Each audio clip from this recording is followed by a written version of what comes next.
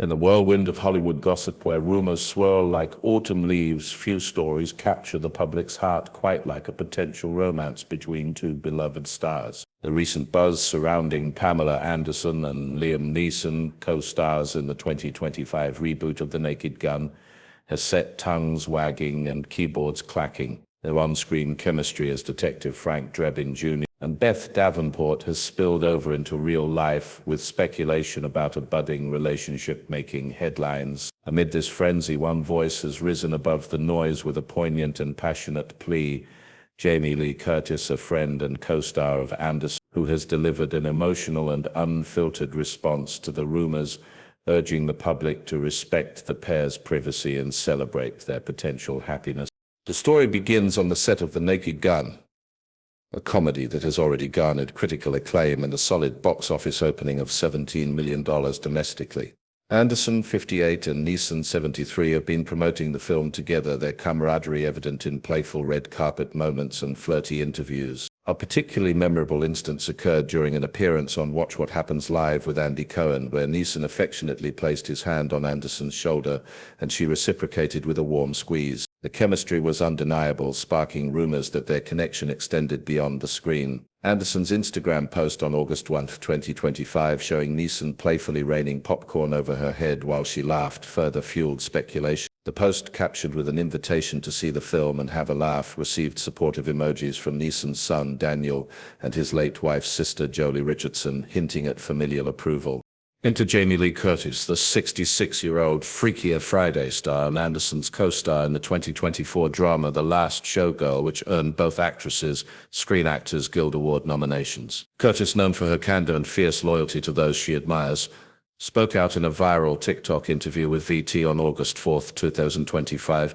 Her words were raw, heartfelt, and laced with a protective edge. With all due respect to pop culture, if love has found its way into that relationship, God bless them both. Leave them the fuck alone, she declared, her voice cracking with emotion. Let them like each other. Curtis's plea was not just a defense of her friends, but a reflection on their shared humanity, acknowledging the hardships both Anderson and Neeson have endured. Pamela Anderson's life has been a roller coaster of public scrutiny.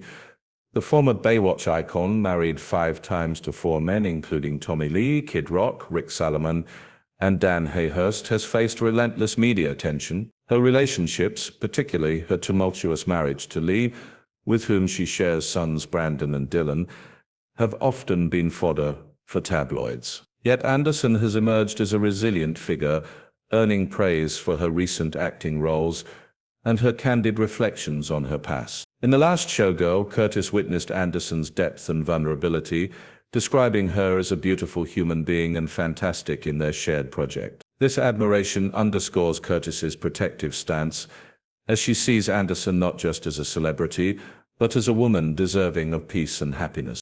Liam Neeson's story is equally compelling.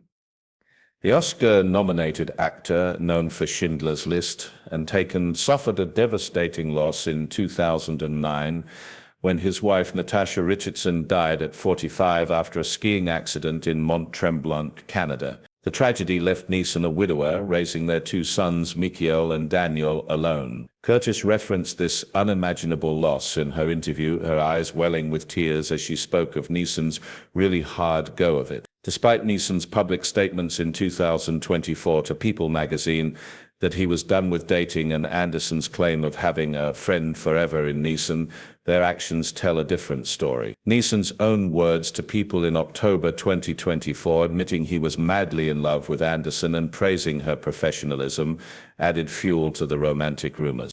Curtis's emotional response resonates because it transcends the gossip mill, touching on universal themes of love, loss, and redemption.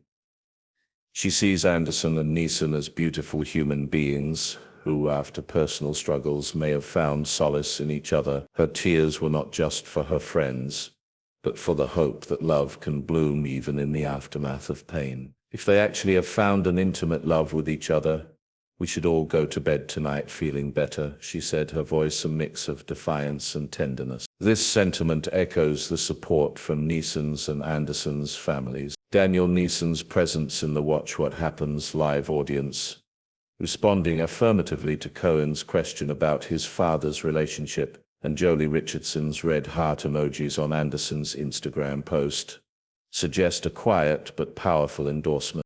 The public's fascination with Anderson and Neeson stems from their unlikely pairing. She, the glamorous star once defined by her Baywatch persona, and he, the stoic action hero and dramatic heavyweight, seem an improbable match. Yet, their shared experiences navigating fame, personal loss, and reinvention create a bond that feels authentic. Their on-screen chemistry in The Naked Gun, including a steamy scene that has fans buzzing, mirrors their off-screen rapport. Anderson's own words to the New York Times about Neeson's charm and charisma, and how he helped her feel confident in the comedy genre, reveal a mutual respect that has blossomed into something deeper. Curtis's impassioned plea also highlights a broader issue: the invasive nature of celebrity culture. Her expletive-laden directive to leave them alone is a call to respect boundaries, a reminder that stars are not public property. This sentiment is particularly poignant given Anderson's history of being hounded by the media and Neeson's private grief. Curtis, who has herself navigated fame since her Halloween days, understands the toll of constant scrutiny. Her defense is not just about Anderson and Neeson, but about the right to love privately away from the glare of cameras and the clamor of social media. The response from fans and media has been mixed. Some, inspired by Curtis's words, have echoed her call for privacy, with X posts condemning intrusive questions and celebrating the couple's happiness.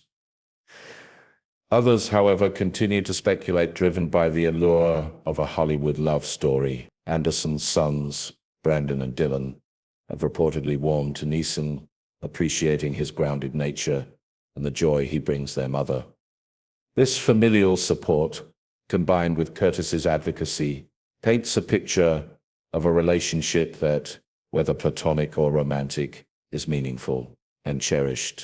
As The Naked Gun continues its theatrical run, the spotlight on Anderson and Neeson will likely intensify. Yet Curtis's words serve as a beacon, urging empathy over sensationalism. She reminds us that behind the headlines are two people who have faced life's highs and lows, finding connection in an industry that often thrives on division. Whether Anderson and Neeson are truly in love or simply close friends, their story, amplified by Curtis's heartfelt defense, invites us to root for their happiness and reflect on our own capacity for compassion. In a world quick to judge, Curtis's tears and fierce loyalty remind us to celebrate love wherever it may bloom and to let it grow in peace.